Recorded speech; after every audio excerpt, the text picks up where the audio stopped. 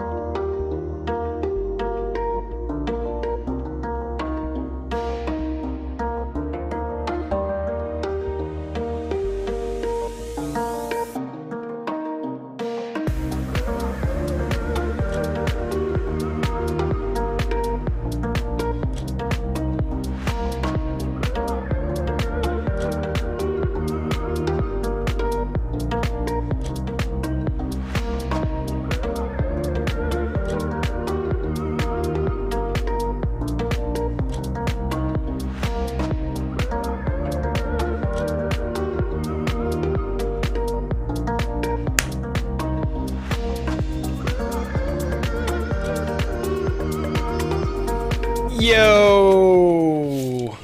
What's up, everyone? Happy Saturday. How you doing, Patrick? I'm good, man. What about you?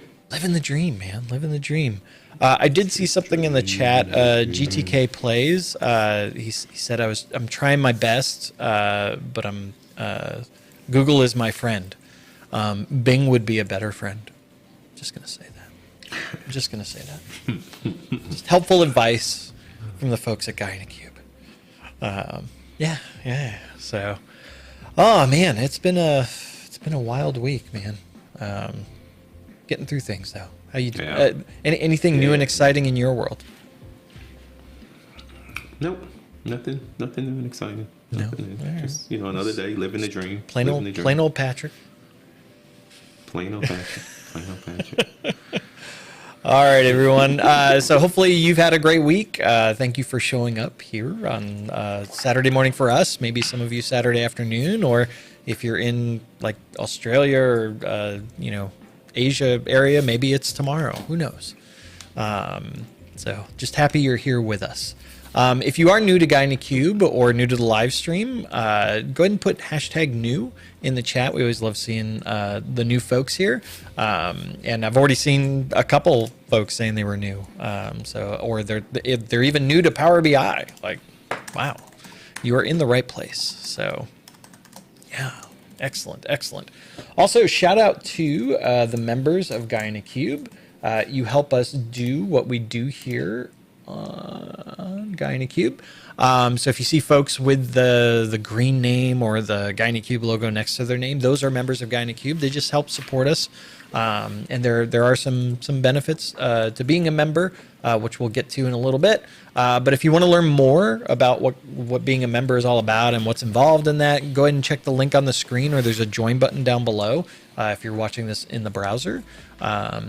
So you can just learn more. No commitment required. Just a thank you for checking it out, and thank you for everyone that supports us on Guy in a Cube. So members, just FYI, hold your questions until the second half, member-only chat. Chatmaster C will give you the green light and tell you when you can get your question in. So we are doing the first half of the stream will be open chat, and then the second half will be member-only chat, so be aware of that. Everyone can still watch and whatnot, but it'll be members and moderators only that can chat. Super chats always take priority and get ahead of the queue during the stream. So, all right, questions. If you do have a question, please put Q: in front of the question and get it in. Chatmaster C is standing by to get it in the queue. One time is all you need, just once. If you do spam the question, we have a 3 strikes rule here on Guy in a Cube. You will get put in a timeout by Chatmaster C or one of our lovely moderators. Those are the folks with the blue name or the wrench next to them. Everyone except Patrick. Patrick won't put you in a timeout. No way, no how. Yeah, it's okay. It's okay. So please just one time put Q: in front of it, and we will get it lined up. We never get to all the questions, so apologies. If we don't get to your question today, come back next week, and we'll try it again. So, all right, what are you laughing at? Oh, Matthew. So I'm like, Matthew, you No, are Chris, lovely. I was laughing at Chris. You are lovely. I was laughing at Chris. Yeah, I was telling her about our little back and forth a little bit ago on one of the member questions. Yeah. So, but Matthew, you are a lovely individual.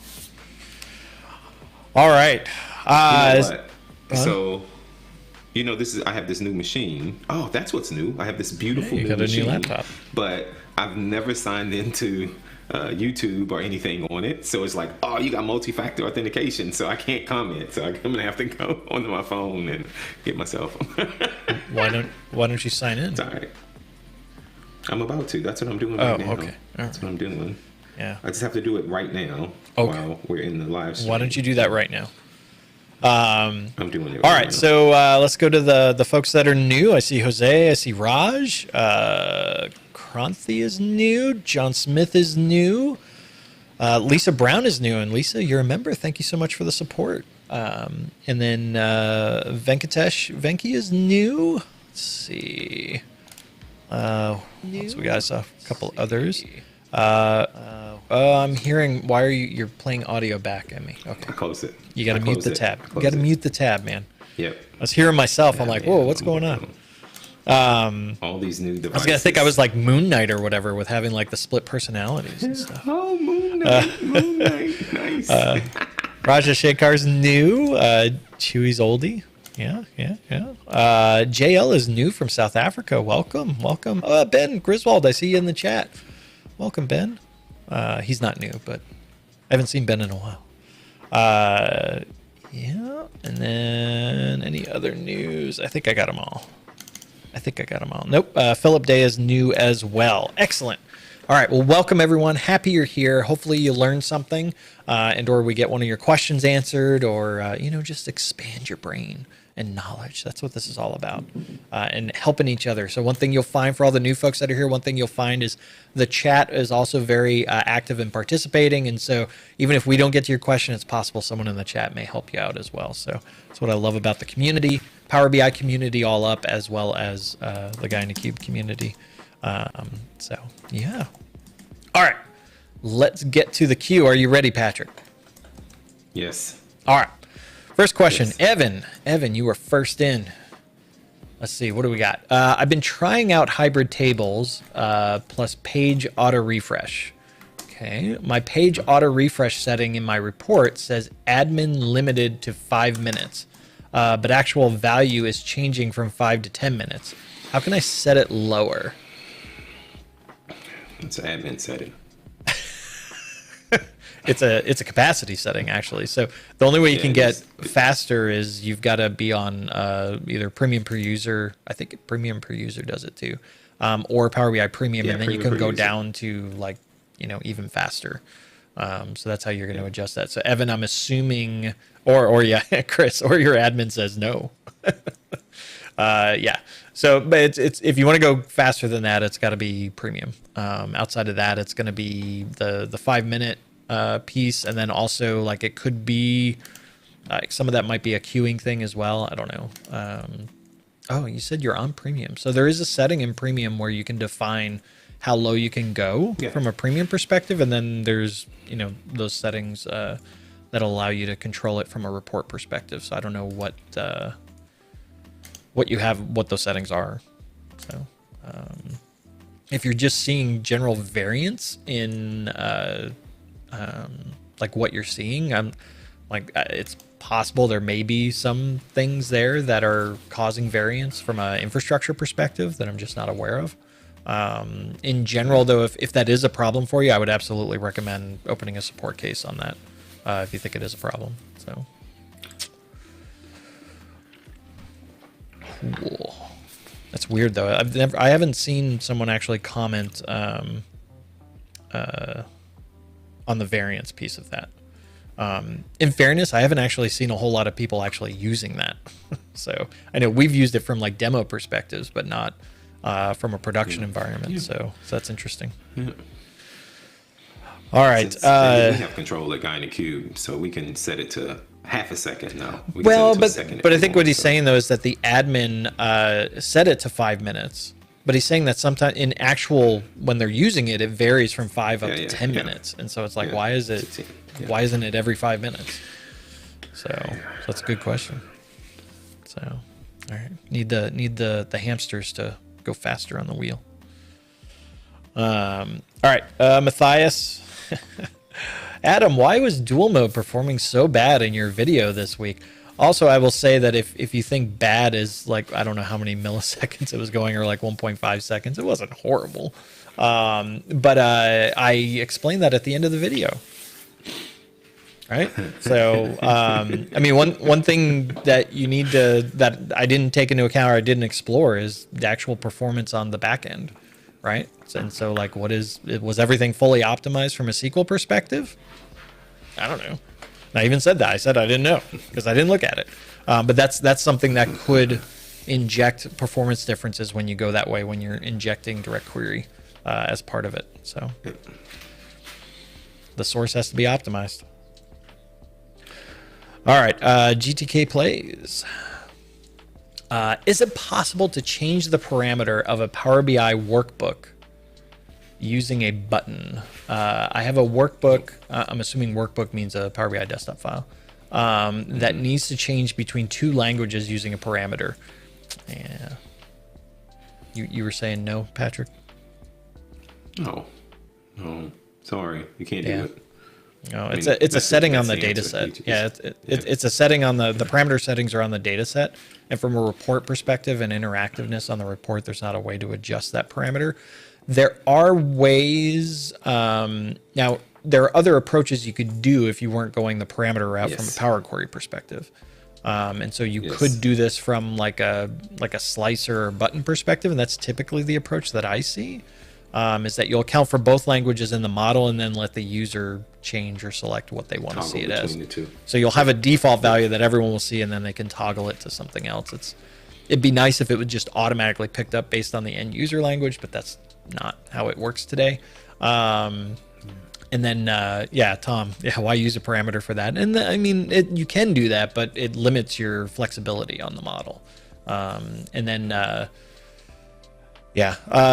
other thing you could do, depending on your data source, so like I'll throw out SAP HANA here, which I don't do very often, but SAP HANA, like you can use the variable feature with HANA where you can actually adjust those variables that go back to the source, and so that's a potential feature. Or like if you did like dynamic M queries, if you were doing direct query or something like that, like that is something where it could actually affect it back on the source too. But again, like those aren't using the parameter functions from a Power Query perspective. So, well, technically Dynamic M, I guess, is potentially doing that, but it's different. So, cool. Hopefully that helps you out.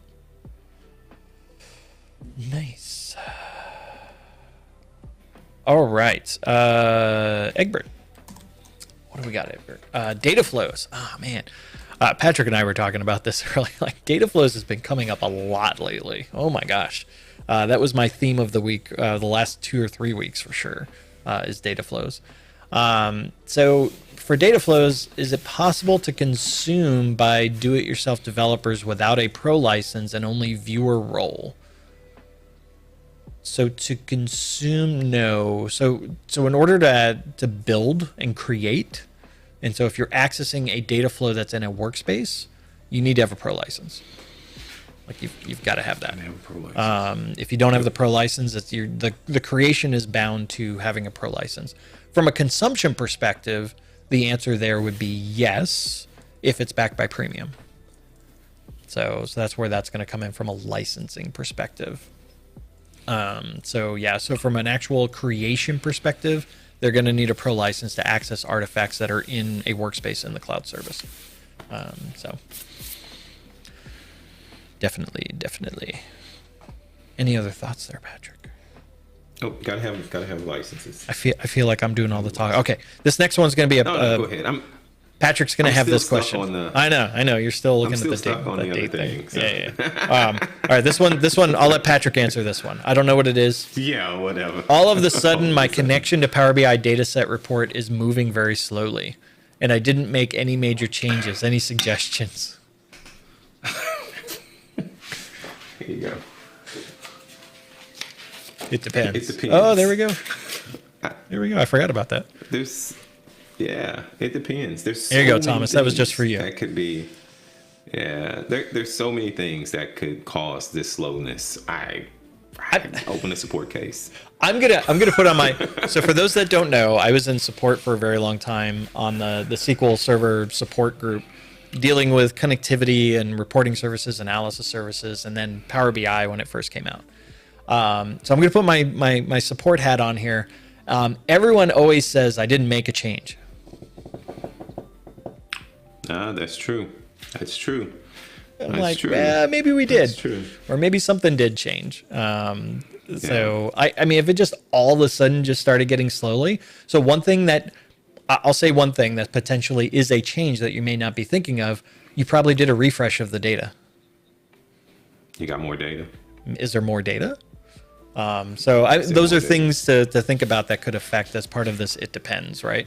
Also, I mean, we have no context on what your data set's actually doing. Is it direct query? Is it import? Because if it's direct query, like, so I see Eric commenting network speed for sure. And like, well, if it's direct query, sure. Now we're dependent on the source. Did someone change something in the source? So it's, there's all sorts of factors that come into there, and there are things that could have potentially changed that maybe you're not aware of. And so that could be a potential problem. So yeah, I would go investigate. So, and this is also where I go through, this is where Patrick and I go through the exercise of, let's bust out DAX Studio and start looking at the numbers and go find out where the bottleneck is. And a lot of times the bottleneck will actually point you to where the change was. Be like, and I've been in support cases too, where people will go through this exercise, we'll spend hours, we'll look at it and be like, oh, this. And they're like, oh yeah, we did change that. And I'm like, there it is. So Chris posted a comment. Someone should do a video on this. We've done, it's not one long video, but we've done a few videos on how to. You did one with Phil where we first introduced this, and then we have a whole process up before you deploy your data set. I actually went through that exercise recently. There was an escalation that came up with a customer that I had to jump in where they were hitting like performance problems. They're like, look, for a single user in Power BI Desktop, it ran. I would still argue it wasn't fast. And then when they went to the service and added concurrency on it, it just like crippled the premium capacity. And I'm like, well, yeah, because it was awful for single user to begin with. And then you compound that by putting, a bunch of users on it. And yeah, it was a problem. And so I went through that exercise of DAX and debugging that's in that video with Phil. Like I showed them, I'm like, all we did was introduce variables because they listed the same thing out like 12 times in a switch statement. And I'm like, do a variable. And it dropped it from 3.5 seconds down to 900 milliseconds with just one little change. I'm like, now you got to do that for every single visual. And they had something like 20, 30 visuals on the report, and it was insane. Oh, you showed me this. It was insane. It was insane. So now to Chris's comment also about someone should do a video on how to diagnose. I was telling Patrick about this too back from my support days. I had this idea a couple of years ago of writing a book of the art of troubleshooting. Because there are techniques that you go through and things to think about, how to dissect things, bring it down to its simplest form, how to create reproductions to simplify what you're trying to explain. Those are all things that I did from a support perspective. So, but no, Alex, you're right. That's why it never happened. I'm not writing a book. Yeah, I'm not doing a book. I've heard the horror stories of writing a book. I'm not doing that. Now, like maybe there's a case for doing like a video course on something like that of the art of troubleshooting. Like, how do you troubleshoot something? How do you break things down or understand how things are interacting with one another? So yeah. But yeah, in the support world, I always everyone always said nothing changed, and I'm like, something changed. I've got some funny stories from the support side of like there was something that drastically changed and like was killing, like from a SQL Server perspective in a store procedure where they were introducing like a third-party app. It was actually a sysinternals app where they were actually manually closing ports on the machine randomly. And they're like, we spent hours on that, and it turned out, oh yeah, we actually introduced that store procedure last September. I'm like, okay. I'm like, well, that's what's causing your problem. Anyway, all right. Yeah. Cool, fun. Yeah. The troubleshooting, nothing changed. Those are all things to go investigate. I digress. Yes. All right, here we go. All right, Patrick, that one was too easy. Here you go. Here's another one for you. If there is no data in the bar chart, I want to put a picture. How do I do that? You know what? I did this video about showing no data, and somebody asked that question. They were like, hey, we want to show this image when there's no data. And if I remember, and correct me if I'm wrong, I thought you did a video that kind of, or Chris Hamill did something. Video. Chris Hamill did something like this. I don't know that he did a video, but I do know, like, he showed me the technique that he had of having like an image behind if it wasn't. Yeah. And like, while I unfortunately I don't know how to do that, but I know on Chris, I thought Chris wrote a blog on it. I'd have to go look. Alluring. I'm looking right now. I do think he wrote a blog post on how to do this. If not, I'll reach out to Chris. Yeah, there was a technique for specifically, that technique was about having an image behind the visual while it was loading. But you got to also make sure that the visual has a transparency there, so you can actually see behind. But then it's like there's some weird funkiness there, so it's not exactly. He did something like that. Yeah, I'll reach out to him. Yeah. Oh, look, overlays for. I think this is it. No, that's not it. Anyway. I'll reach out to Chris. There's no easy way to do this without some magic with buttons and images and transparency and stuff like that. Yep. Look at you, Patrick. Yeah. Look at you go. Also, I saw I'm finally unstuck. BI Counting is in the chat. Hello, Emka. All right. Welcome. All right, Raj. I was wondering if incremental refresh. Oh, this is absolutely a Patrick question. I was wondering if incremental refresh can be used against SCD tables, accounts, opportunities, slowly changing dimensions, or even orders that don't have a good partition column other than create date. If you want to use the native, if you want to use the built-in features of incremental refresh, you will need to have a date table or some way to partition it that will use a date, because it depends on a range, start and range in parameters. That's dates. They have to be date times. You can do some functions and to convert it and stuff like that, but ultimately it has to be a date time. And so it uses it to build the partitions behind the scenes. And so now, with that said, all the people that have been doing analysis services for ever are probably like, but Patrick, I'm like, yes, yeah. If you have a premium per user, you can connect to the XMLA endpoint, and you can build your own partitions and come up with a way using automation to incrementally refresh those partitions. And I actually wrote that down because I was talking to someone about building my own incremental refresh without incremental refresh using XMLA endpoints. So I don't know how long it's going to take me to put this together, but that is something that I am working on. And so you guys stay tuned. Well, my other question here is, because you said against slowly changing dimensions, typically you're going to do incremental refresh on the fact table, not the dimensions. Yeah. Well, so one thing we were talking about was these people, they had, it was one of the customers, and they had really large dimensions. It was like, we just want to load what's added today. We don't want to refresh that entire dimension. No, we just want to load what's added today. And I'm like, yeah. And I get also that slowly changing dimensions can typically be larger than slowly changing dimensions, because you've got all the history in there, so it could be big. Yeah. So it's a good custom thought. partitioning is where you're going to go outside of incremental refresh. Yeah. There's always a way. There's always a way. Not always, but in this case, there's always a way. It depends. It depends. Here you go. Where's your $1, buddy? Oh yeah. That's two for today. Yeah. All right, Darren or Duran. Do dashboards auto refresh when connected to a push data set? No. Are we talking about actual dashboards? Are we talking about actual that's dashboards? good. Yeah, in this case, it could actually be a real dashboard. Yeah. So normally, sorry, Aaron, good. Thank you for calling that out, Patrick, because I read dashboard and my automatic assumption is that you mean report artifact type, not a dashboard artifact type. And but for this one, you're probably actually referring to a dashboard.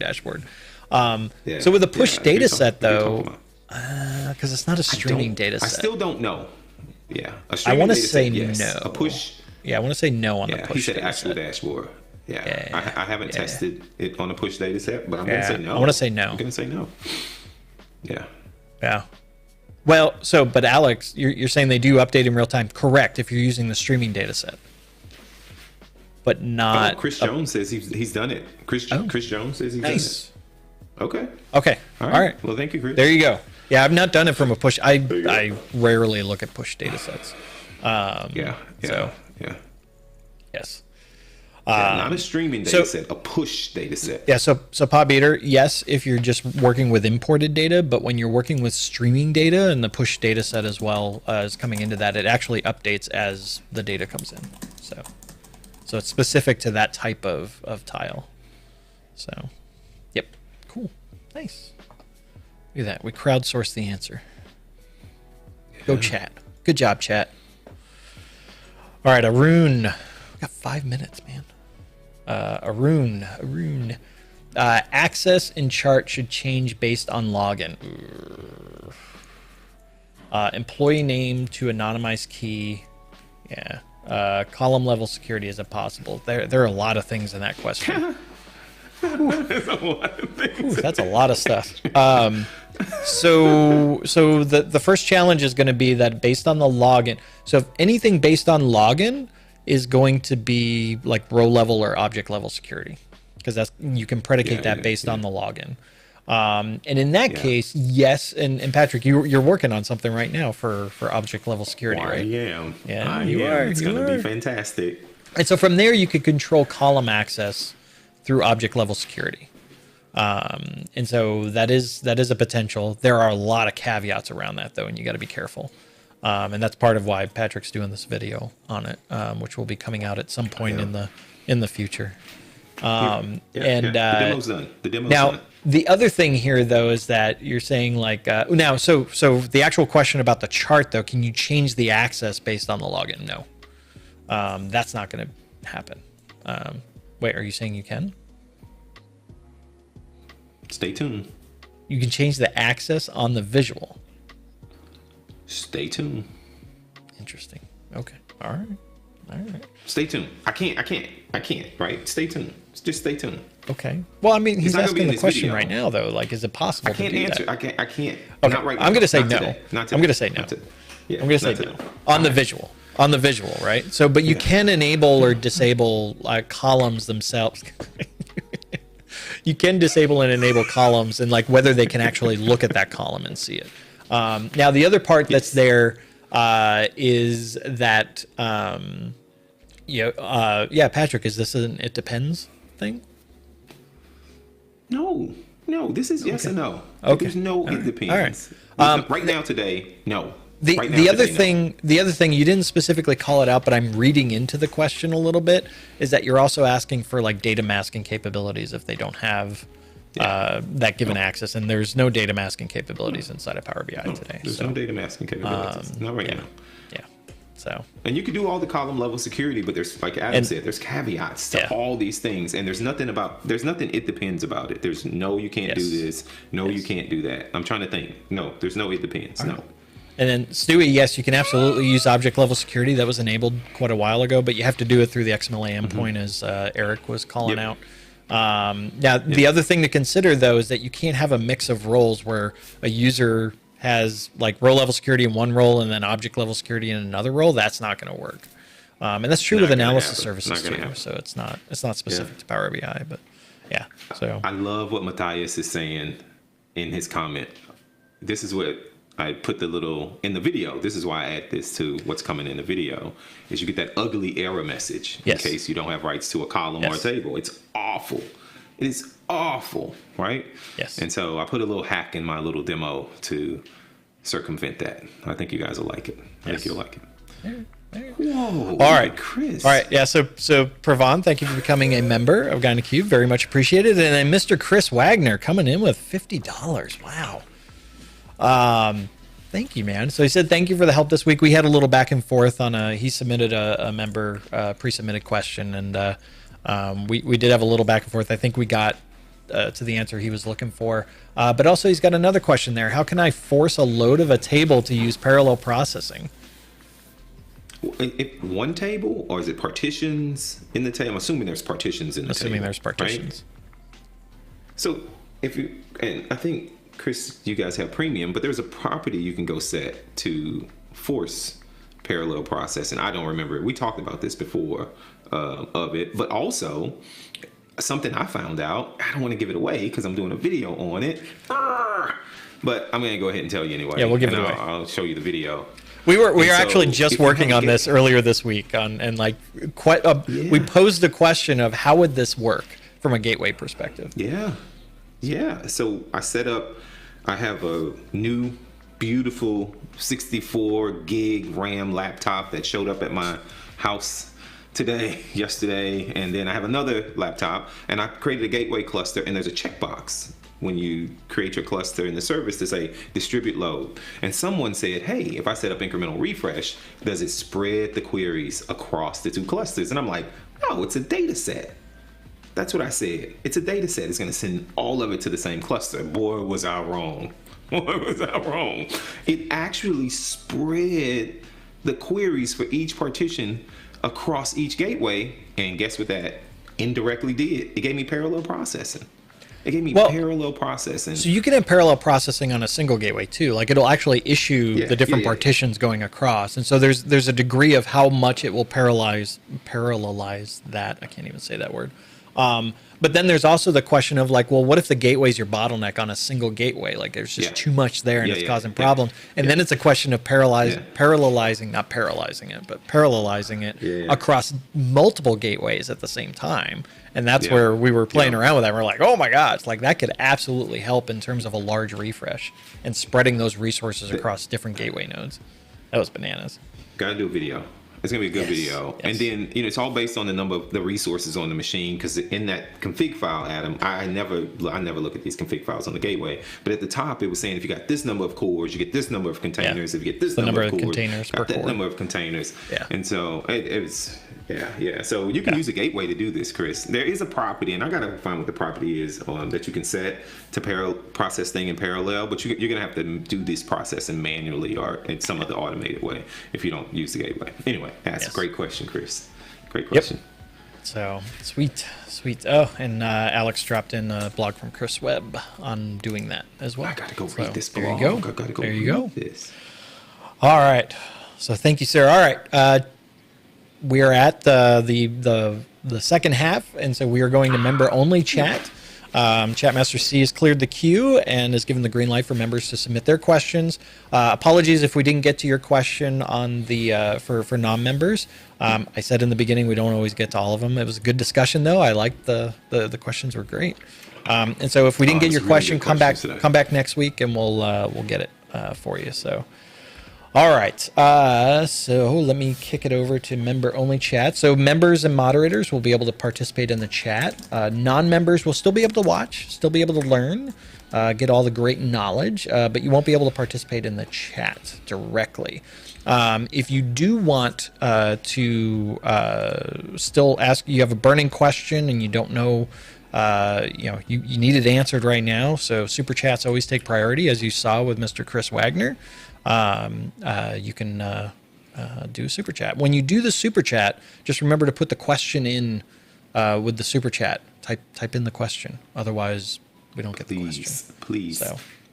All right. So one of the benefits of being a member, if you're at the visitor or producer tiers, you can pre-submit questions. And boy, did we get some pre-submitted questions this week.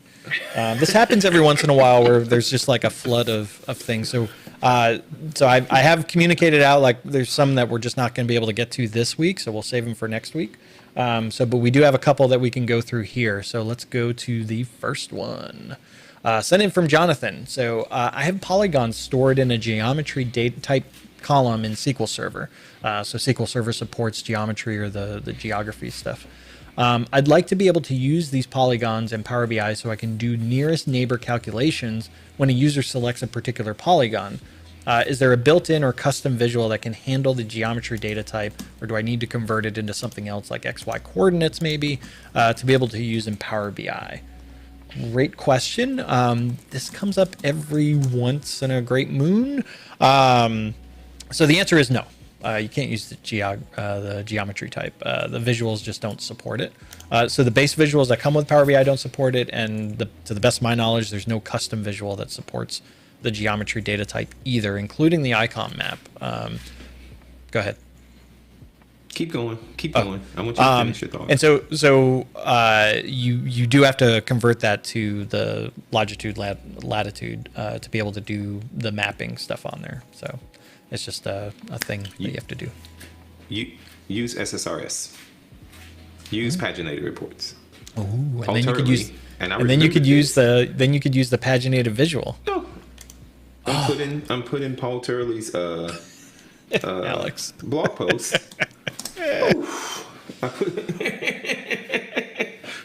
There's gonna be a video too, Alex. And so I put Paul Turley's blog post in it, and he walks you how to use the G. And I think Paul's now, in the now here's in the chat. here's the challenge. That's a premium feature. Hey, yeah, it is premium. So Yeah.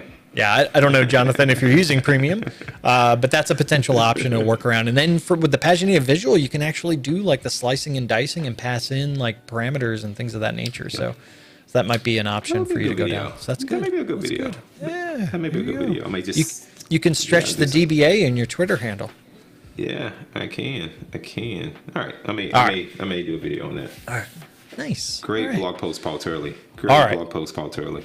All right, so Mr. Alex Powers, so I hate that I can't pull these things up from the vMix thing.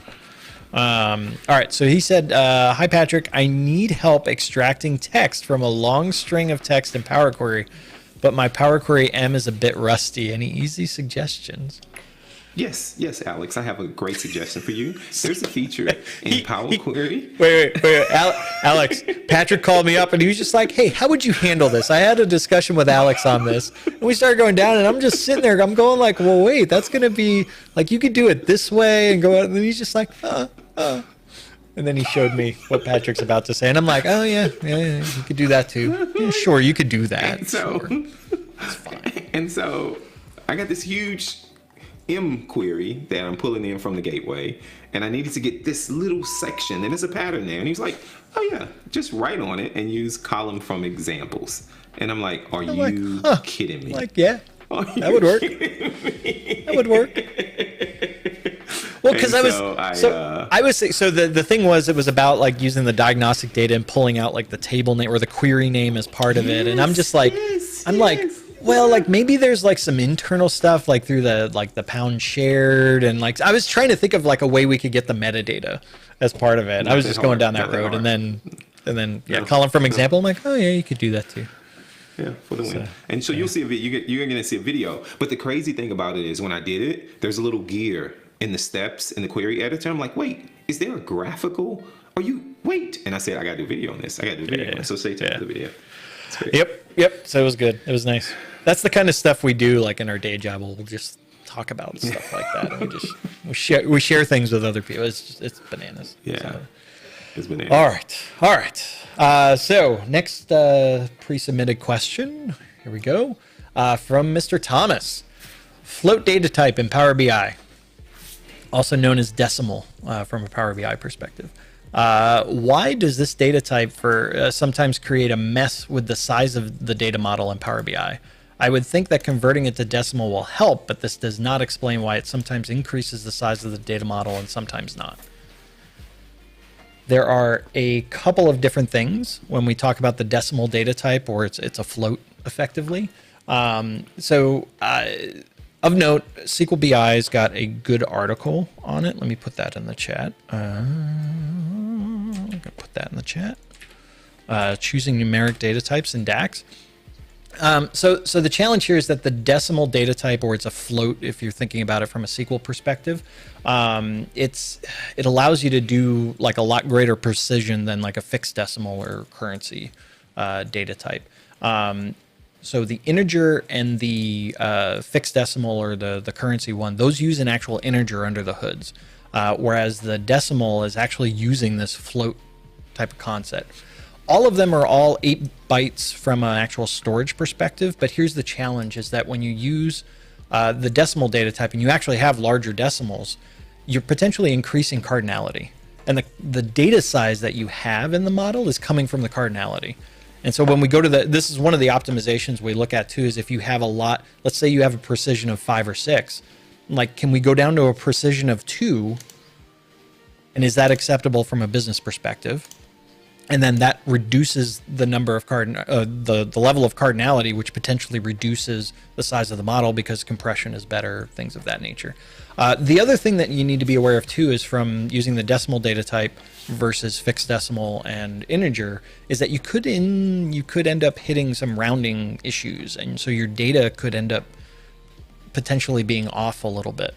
Depending on the rounding, and it could actually be for the same type of query, like you could end up getting like 2 different results. So it can get, even with a simple sum, and it has to do with parallelism from the Vertipack engine perspective and going out to different segments and things of that nature. So that's something that you need to be aware of. But from a data size perspective, it's really all about cardinality, and can we reduce the cardinality, and going and limiting the precision on the decimal, and or splitting. Like another concept is splitting the integer and the decimal to 2 different values, like a high and a low, and then that potentially reduces cardinality as well. So those are all things to consider on that front. So anything else to add to that? Nope. Patrick? Nope. Cool. No. Ah, yes. Awesome. Alex says, pull up my article. I have an issue, Alex, where I can't do that necessarily. Can I copy link address? Let's see. Can I? Yes. Wait, what? This link. Go to site. Hang on. Data types. Well, this is data types in Power Query. That's a little different, right? So it's not. We're talking about we're talking about the data types from a data model perspective on the Vertipack side, not Power Query per se. So. You should just make everything a float with 27 decimal places. Yeah. So I mean, he does show. So the other thing. See, but this is from a Power Query perspective. It's not. So, but yeah, it's 8 bytes for decimal, fixed decimal. It's actually giving some of the same definitions as it does for the data model, but it's pretty close. Pretty close. Yep. Also, if you go to dax.guide and look at the data types there, it has all this information as well. But yeah, so these are all things. When it comes to best practices, though, and typically when we look at a data model, we always look to see, like, do you have a decimal data type or a float data type? And we're like, look, can we convert that to fixed decimal instead? And it's all an effort to get cardinality. The other thing to be aware of is if you're importing data from SQL, it's going to default to that data type, and most people don't think to even go change it. And so that's something to be aware of as well. So, cool. Yes. Yeah, Alex. Hints. I agree. You're right. All right. So next one. So we got two more. We're almost there. Whoa, we got 2 more? Yeah. So this is from Klaus. This is this is all you, Patrick. So he's like, I have a question regarding DAX end of month function. I find that it behaves incorrectly in one table in my data model, but on other tables it works fine. I've tried to use it in both a measure and in a calculated column, but it keeps making the same mistake. It ends up, some of the months are like 1 or 2 days before. So like for January, it shows the 29th as the end of the month instead of the 31st. Do you have any good explanation for that? Yeah. I don't know, Patrick. Can you explain it?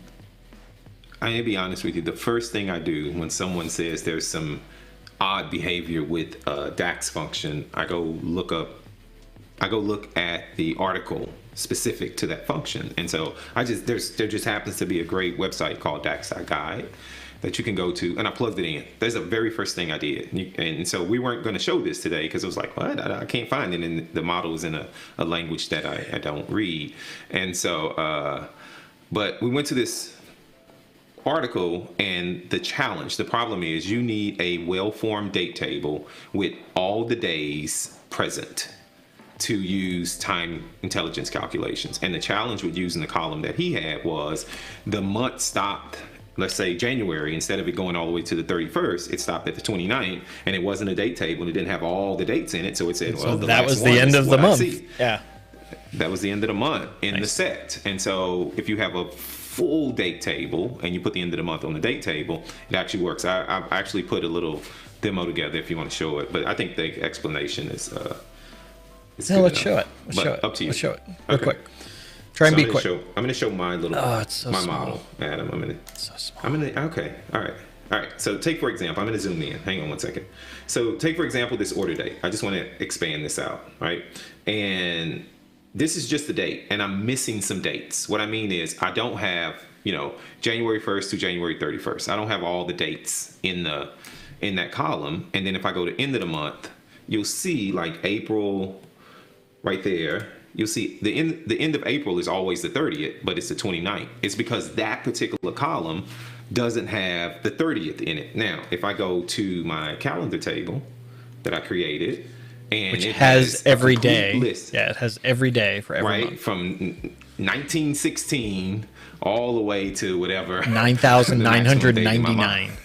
And if you look at the end dates, they're always consistently, the proper end dates. So back in, it was 29 and 31, whatever, but it's always the proper end date. So you need to make sure if you're going to use these time calculations that it says that. And then go to DAX.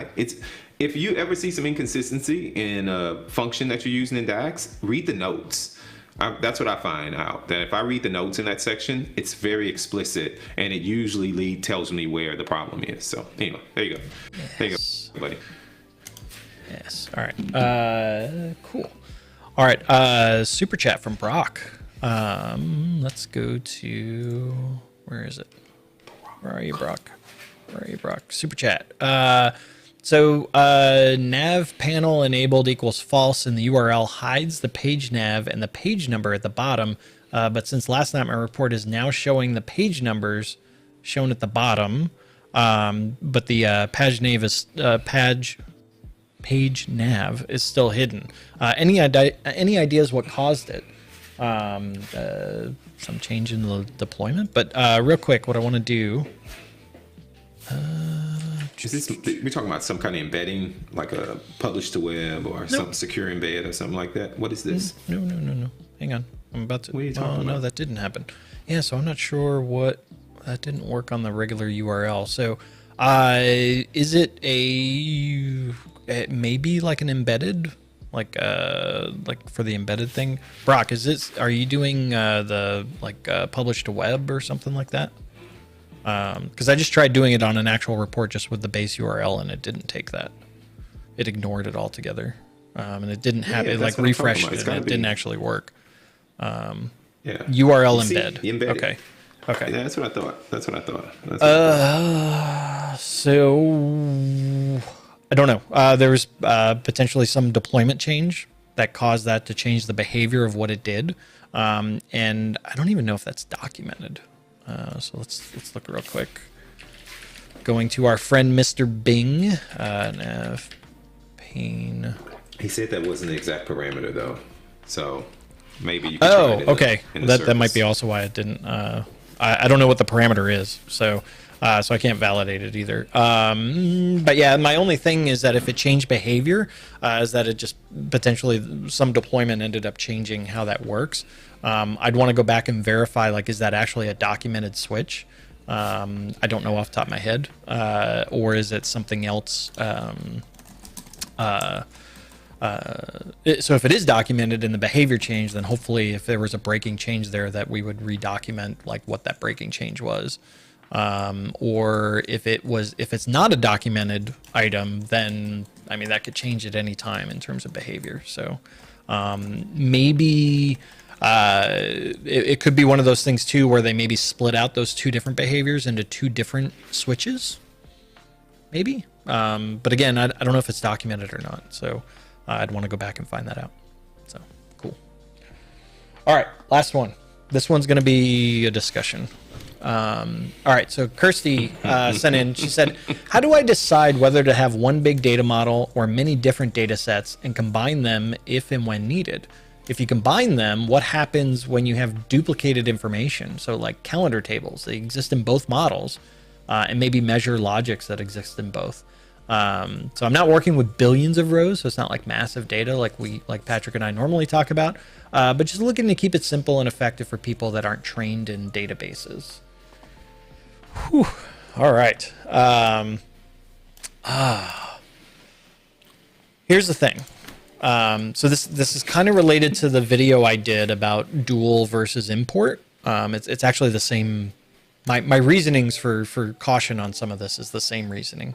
And so when you have the question about going one big model versus, smaller models within your organization, I'm going to say it depends. So Patrick, get your dollar ready. So it absolutely depends. And then the thing is, some of that's a business decision, right? So yes, you could have one bigger model, but then there's challenges of the bigger model, right? So like refreshing and how big is it? Does it actually fit in memory? What's the performance of those items? So it can help with preventing duplication of data. But it could add complexity from a development perspective and how how often that can get updated. How do you introduce changes? Things of that nature. With the smaller model approach, if we go with smaller models that end up, being created specifically to answer certain business questions, you get more flexibility in what you're doing. The models could potentially be a lot smaller and easier to work with and manage. Now, the other side of this, though, is that you're potentially duplicating some data from like a dimension perspective, as well as, you're introducing potential data silos as well. And so there's pros and cons to that. Again, some of that's a business decision on what's the right approach for you and your business. And the other thing I would always bring it down to is what's the performance, right? Does it perform, and does it meet your business goals and needs? And so those are things that are going to weigh your decision. Now, let's talk about composite models. Hang on, Patrick. We're going to get there.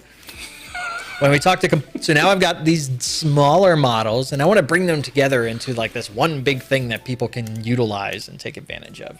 The unicorn approach to data, right? And so like this universe approach, right? So I've got all these little pools of data, and I want to combine them into one big model that people can use. So we're going to use the composite model feature, or direct query over Power BI data sets. Be careful, because what's going to get you on this are the relationships and what it's having to do. And that's where it's going to come into the same behavior of that dual versus import video that I did, where it's going to potentially have to manifest the data in the dimension on whatever your destination is. And so it's got to send that across. Patrick, you have thoughts? Well, so what if... I'm just saying, I'm just going to throw this out there because I know somebody's thinking it. I know somebody's thinking what I'm thinking is, why don't we just use Dataflows? That doesn't fix the problem. But why don't we put all of our common dimensions in a data flow? Sure, you should do that. Any dimensions that are specific to those facts, right? We build, especially if we can't have this one big model. I'd love to I wish we could have one big model for everything, but there's complexities, right. There's things that can happen. And so at some point you start separating these things out to answer specific business questions. And so I know calendar is going to be used across all of my models. So I'm just going to put it in a data flow. Well, but that doesn't change it. Yeah, but that doesn't change the problem. You still have the problems. It's not a storage issue. It's a relationship issue. I don't care where it's stored. I don't care where it's stored. I get it, but maybe I can solve it with storage. How? Well, because now you still got to represent duplicating data. But you still got to represent that. So you've created these two independent models where the dimension is represented in both models. So it exists twice. So which one do you use? I don't care that it came from a data flow. No, the dimension is going to be one. So when I start building out my model, you go to Dataflows to get that calendar. Oh, so you're saying bring the dimension into the proxy model. Yes. And then we ignore the calendar table in both. Well, that just makes it worse. You don't. That just made it worse. Why? Tell me why. Tell me why it made it worse. Because now I'm imposing that relationship issue on both models. Whereas what I could do is I could say, look, if the calendar table exists in both model A and model B, pick one. I'm going to bring in the calendar table in model B, right? And so now when I'm working in model B with the fact table and the dimension, it's going to perform great there because they're both represented in model B. And it'll, I have the issue with the relationship going against to the fact table in model A. But if I have the data flow in the proxy model, now I'm introducing that potential perf issue on both. So that's worse. And the stuff you talked about in that video you did. Yeah. So, and Patrick, I think when we were talking about this earlier, you made a great point of like, well, if the data is small, do I care? Yeah. Maybe not. Like it may be fine. And that's where I go back to what I said before about performance is you've got to measure that performance against what your business goals and your requirements are, right? And if it meets those things, then okay, you're fine. Even though you're still having this potential issue of manifesting the dimension data across the query, which can be gnarly. So you got to test it. You got to test it. You got to try it. You got to try it out. And so I think I already put the dollar in for the it depends, right? I think I already put that in there. Alex has the best. I like Chris's comment. He's like, look, this the conversation that Adam and Patrick are having right now is the argument for a single model. However, well, that's what I want to weigh this against it. The large single model, though, it's like, well, okay, I need to introduce a measure from a different business unit. Needs to introduce a measure into that large model. What's the process and red tape you got to go through to get that in there? Well, I created. Everybody's connecting to it. Nobody has that model in a report. It's its own living thing that we have under version control. We have CI/CD. We have all the perfect environment for this model. I create this measure, I do a schema only deployment, and boom, all the reports just pick it up. Change control, poof, there you go, Kevin Warner. Change control for the win. Yes, and well, yes, but there's potential process. I've easier potential flexibility if I've got independent models as opposed to one larger model. Absolutely, not disagreeing with you, but the ultimate answer is it depends. So next, I like this. I love this. Alex. So why isn't Power BI intelligent enough to recognize when I'm using a shared dimension from a Dataflow ID? Drops mic and logs off for the weekend. That's wonderful. There you go, Alex. Make it so. Go do that. Give me that capability. I would love that. I would love it. All right. Whew. And Matthew, I'm sorry. We weren't fighting. We were passionately discussing. It's a heated debate. And this has been going on since like 9:30 my time. So well, I will say this conversation though, this debate of one model versus multiple models, like that's a debate that's been going on for decades, right? One data warehouse or smaller data warehouses and portable data. I mean, that's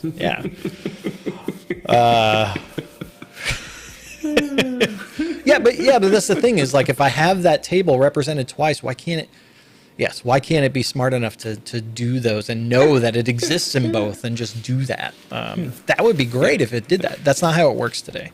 Yep. Cool. All right. Whew, that was all man, we don't have we're almost out of time. All right. Sorry about that. It was a good discussion. I feel the discussion was worth it. Yes. All right. Yeah. Okay. Let's go to the queue. Let's see how many we can get in here in a few minutes. So Pravan, new member, guy in the queue. Also, wait, hang on. Before we do that, there was Johanna, new member to Guy in the Cube, as well as Kazim. So thank you for becoming members of Guy in the Cube. Very much appreciated. All right. What is this? When we use Unpivot and build reports with table charts, how to export the report to Excel as is instead of attribute and value only columns. But didn't we just update the table visual? Or they updated the table visual to export in that format. As is. Yeah. Yep. Yeah. Yeah. That already happened. It's out there. Unless I'm missing something. Unless we're not understanding what he's asking. Yeah. Unless we don't unless we're misunderstanding. And also the export to Excel. Ugh. Sorry, that's just me. I mean, the table visual, though, it should export and keep the formatting. Oh, look, Pabita just good point. Are they on-prem? Oh, is that not there on-prem? So Power BI report server or the Power BI service? I don't know. Is there a difference? Yeah. I don't think it's not in report. Has server. it not hit I know report it's not in server yet? server. Maybe they haven't trued Do you up. think that's going to hit report server? You think that's going to hit report server? I don't know why it wouldn't. Why wouldn't it? Okay, I'll find out this week. Okay. Yeah, report server isn't available for current. Yeah, it hasn't trued up. But Pavan, what are you using? Are you using the cloud service or are you using Power BI report server? 'Cause that may be the struggle. And in that case, I mean, I don't have an answer for you. Like that's how it works. Yeah. So, yeah. Use a paginated report. Use a paginated report. If you're exporting, use a paginated report. Yeah. So, cool. Laura, how and why would you make custom partitions? You're speaking Patrick's language there. Yeah, a great example is hybrid tables. Great example is hybrid tables, because if you use the base features of hybrid tables, only the current partition is direct query. I did a video on this too, Laura, and you can switch it up. So I can cache up the most recent data and then direct query, the old data. But there's lots of other reasons, right? I did a video on it, but there's lots of other reasons. So maybe you don't want to use incremental refresh and you want to come up with your own partitioning strategy. And there's some business reason or business case, that you need partitions. Maybe you don't want yearly partitions. Maybe you want partitions by store or region or country or something like that. So lots of different. Or you want the partition strategy to align. Let's say you're using Azure Synapse Analytics, where you've got specific partition columns that spread out the data over the multi-node, and you want your partitions in Power BI to align with that, so that performance is better and you don't have all this data movement, right? But it's not a date. Yeah. So that might be a reason why you want to do custom partitions. So many. Could be. I built a custom partition for a retail store long time ago. So she just came back. She's like, yeah, but how do you do that? And that's where Tabular Editor comes in. I'll do a video on creating custom partitions. That's easy. I'll do one. Because I think even in the videos where we show like you do that, we never really talk about like how do you even go about it. So it's got to be against the XML endpoint. And then you've got to use something like Tabular Editor where you can define it from a model perspective and go that route. It's easy. Well, it's easy. I'll show you. It's easy for you. I'll do a video and it'll be easy for everyone. Yes. So, yes. Cool. All right. We're over. I want to grab one more, though, because I feel bad for all the member pre-submitted questions. Yeah. Thomas. Is Dataflows a viable solution to daily pull close prices for 20 stocks and end of day close exchange rate for 10 currencies? Assuming I have the right APIs and data source, how much is Pro? Wait, is Dataflows a viable solution to pull daily blah, blah, blah from an API? I would say yes, it is a viable solution. It's great. I mean, it's Power Query, right? And you're putting this from a it's an artifact perspective, so it's there that can be reused in different data sets. So I love that. And Alex is bringing up points too. So the big answer to this is it depends. So Alex brings up good points also. What's the data volume coming out of that API? It's assuming all of that is we're not talking crazy amount of data and we're just doing a daily refresh. You can still use incremental refresh from a Dataflows perspective, although coming from an API, you may have to get creative with that in terms of how it works. And then I mean it technically should work, assuming the data volumes aren't like crazy. And then Podbeater put the US amount. It's $9.99 a month for a pro license inside of Power BI. You did say it depends though. You did. I did. So I gotta put it in there. Yeah. And Chris brings up a good point too of where even with the data volume, if it's an API, chances are you got to page through that data because it's not all going to come to you at the same time. And you're probably right, Chris. And so there's techniques to do that from a Power Query perspective. So I don't necessarily care about that. But also from a data flows perspective, though, if we're talking a ton of data, like it may not actually. But I can't believe that you're going to go that route though. So yeah, it's just a question, and then it's performance. Like, can it refresh in the amount of time before it times out, before the service hard times you out? So APIs are generally slower as well, so that's something to consider. All right. I can't imagine this is a ton of data though. I just Yeah, can't imagine. Thomas says not a ton of data. Yeah. Yep. Okay. Cool. All right. So we are over. We went 4 minutes over, but that's okay. I think it was a great discussion. I had fun. This was good. I liked it. It was great. So, all right, everyone. Thank you so much for all the great questions. Thank you, members, for the pre-submitted questions. Those were fun. And then, it's we will be back next week. So, looking forward to what happens in the next week and what we can bring next week for just learnings and exciting stuff and whatnot. So, hope everyone has a great rest of their weekend. Thanks, everyone, for hanging out with us. Patrick, any closing words of wisdom? Nope, not today. No? Not today. Okay. No closing words today. Think about it for next week. That's your homework for next week. Okay. All right. All right, everyone. Have a great weekend and great rest of your week, and we'll see you next week. Bye. Yep.